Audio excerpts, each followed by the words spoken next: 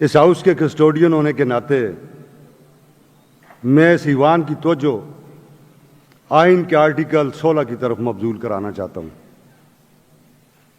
جو اس ملک کے باشندگان کو پرامن طریقے سے احتجاج کا حق دیتا ہے، آزادی رائے کا حق دیتا ہے۔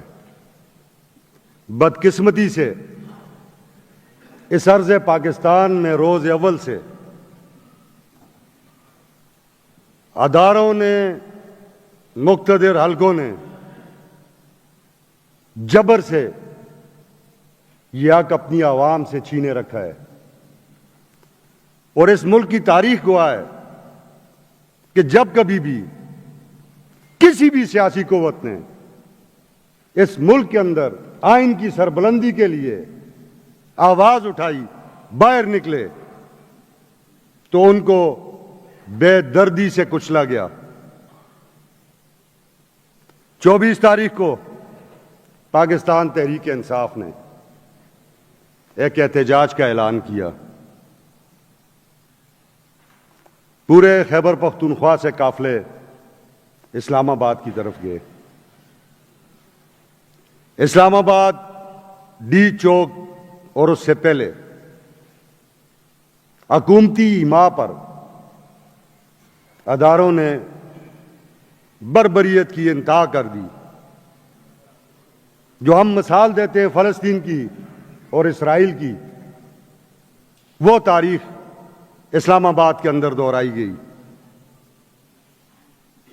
نہتے لوگوں کو سنائپر رائفلز کے ذریعے، سنائپرز کے ذریعے نشانہ بنایا گیا، LMG کے فائر ان پہ کیے گئے، گاڑیاں توڑی گئیں، کارکنان کو، نہتے کارکنان کو کچلا گیا گاڑیوں کے نیچے، اور یہاں تک کہ ایک نماز پڑھتے ہوئے باریش شخص کو، ایک کارکن کو جو مسلمان بھی تھا، پاکستانی بھی تھا، اس کو کنٹینروں کے اوپر سے ہمارے اداروں نے اٹھا کر نیچے پھینکا۔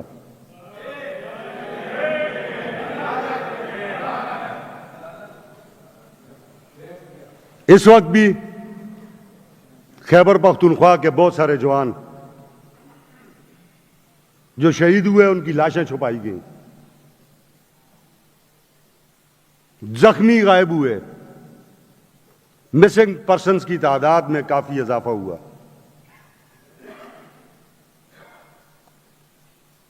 میں حیران ہوں کہ کتنی ڈیٹائی سے ہمارے ادارے جھوٹ بولتے ہیں۔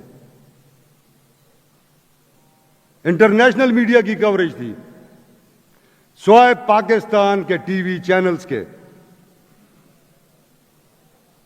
دنیا کے ہر ملک کے ٹی وی چینل نے اس کی کوریج کی۔ تمام میڈیا ہاؤسز نے، انٹرنیشنل میڈیا ہاؤسز نے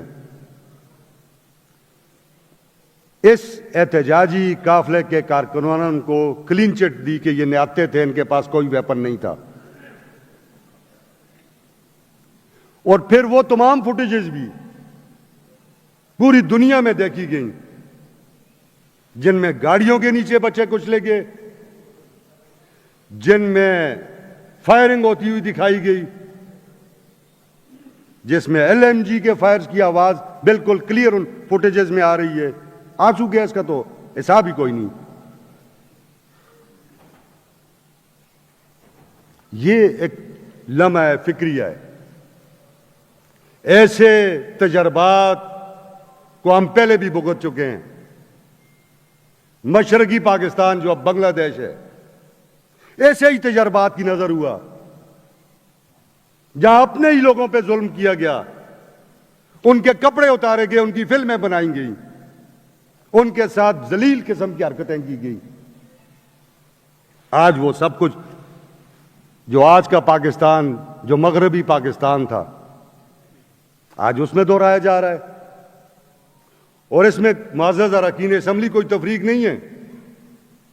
میں پہلے بھی اس شیئر سے یہ بات کر چکا ہوں کہ اس پاکستان میں کوئی ایسی سیاسی قوت نہیں رہ گئی جسے ٹیسٹ نہ کیا گیا ہو، جس کو ٹارچر نہ کیا گیا ہو، جس کے اوپر فسطائیت کا زور نہ چلایا گیا ہو، جس کے لیڈروں کو، جس کے سربراہان کو شہید نہ کیا گیا ہو،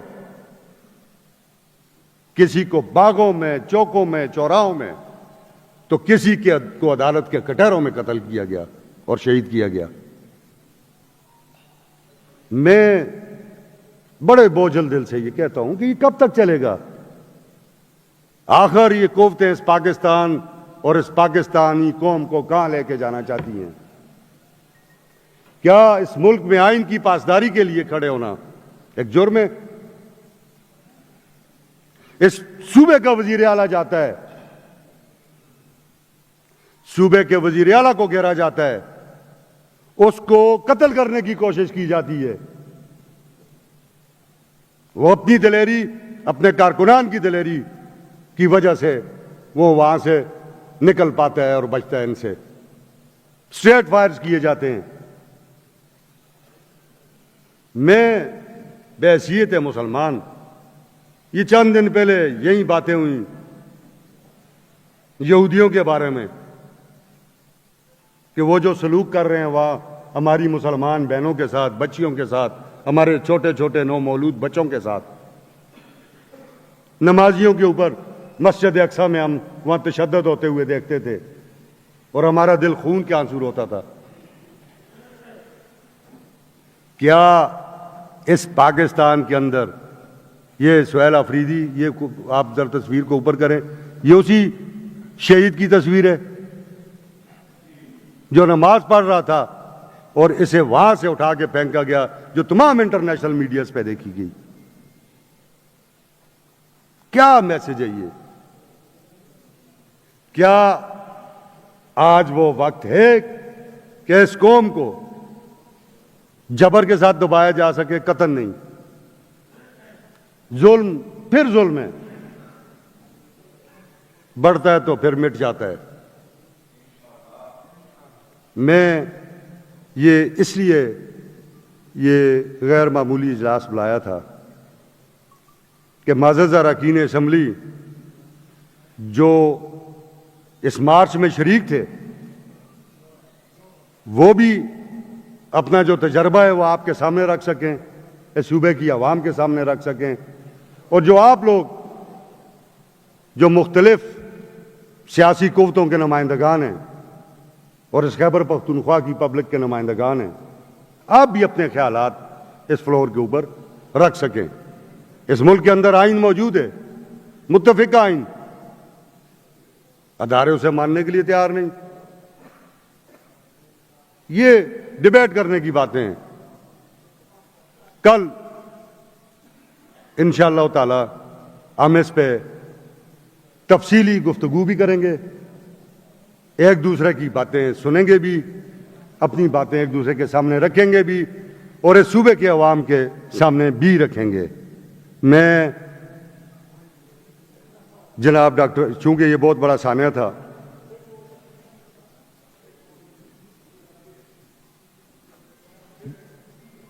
ڈیڈ باڈیز بھی بہت ساری مسنگ ہے، یہ سب کچھ ڈیبیٹ ہوگا کل، اس پہ ساری باتیں ڈیبیٹ ہوں گی، اور ہمیں تحمل اور سکون کے ساتھ یہ واقعات قوموں کی تاریخ میں آتے رہتے ہیں، یہ کوئی انوکھے واقعات نہیں ہیں، آتے ہیں۔ جب آپ جبر کے سامنے کھڑے ہو جاتے ہیں تو پھر باتیں بدلنا شروع ہوتی ہیں۔ اس واقعے میں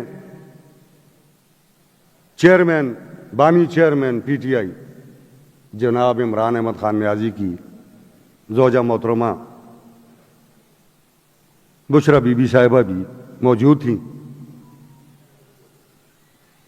ہر خاتون کا یہ حق ہے جس کا خاوند 1.5-2 سال سے ایک قید میں ہو، جبر کی قید میں ہو، بے گناہ ہو، اس ملک کے لوگوں کو آزادی کی آواز اٹھانے کی جس کو جو سزا بھگت رہا ہو، اس کو پورا حق ہے کہ وہ اپنے لوگوں کے ساتھ اپنے خاوند کی رہائی کے لیے باہر نکلے اور آواز بلند کرے۔ اس کو بھی مرڈر کرنے کی کوشش کی گئی۔ یہ تو اللہ رب العزت ہے جس نے ان کو بھی بچایا اور بے شمار لوگوں کو محفوظ رکھا. بے شمار گاڑیاں توڑی گئیں، فوٹیجز پوری دنیا میں پھیلی ہوئی ہیں. نامور صحافی حامد میر اور متی اللہ جان، جو کل ذرا بولے آج متی اللہ جان کو اندر کر دیا گیا. جی تور صاحب کو پکڑا گیا. میں یہ جناب وزیر قانون صاحب، یہ ایک بڑا دل خراش واقعہ تھا. اس پہ حکومت خیبر پختونخوا مجھے جیسے کمیونیکیٹ کیا گیا تھا کہ سوگ کا اعلان کرنا چاہتی ہے، آپ سوگ کا اعلان کر دیں. اور اس کے بعد جناب میں ڈاکٹر امجد صاحب سے یہ گزارش کرتا ہوں کہ وہ تمام شہداء کے لیے جو اس واقعہ میں شہید ہوئے، جو کارکنان شہید ہوئے وہ بھی اس قوم اور ملک کے بچے تھے، اور جو ہزاروں کے لوگ اس میں شہید ہوئے یا فوت ہوئے، کس کی غلطی سے ہوئے اس پہ ضرور انکوائری ہونی چاہیے کہ وہ ہزاروں کی اپنی غلطی سے وہ ہوئے، ان کے لیے بھی دعا کریں، وہ بھی ہمارے اس قوم اور ملک کے بچے ہیں. تو جناب وزیر محترم صاحب، وزیر قانون صاحب، آپ اس کا اعلان کر دیں. اور پھر ڈاکٹر امجد صاحب کرم کے شہداء کے لیے بھی. اور بالکل